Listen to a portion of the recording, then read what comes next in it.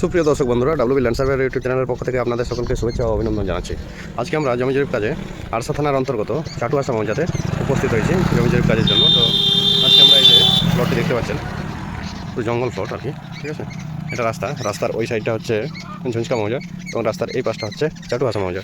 আমরা চাটুয়াশা মৌজা থেকে কাজ করব। এই যে দেখতে পাচ্ছেন, এখানে কিন্তু অনেক দিন আগে বাস্তু বাড়ি ছিল, ঠিক আছে, মানে বাস্তু প্লট ছিল। আগে চুরি ডাকাতি প্রচুর হতো, সেই জন্য এখান থেকে ছেড়ে ওরা গ্রামের দিকে চলে যায়।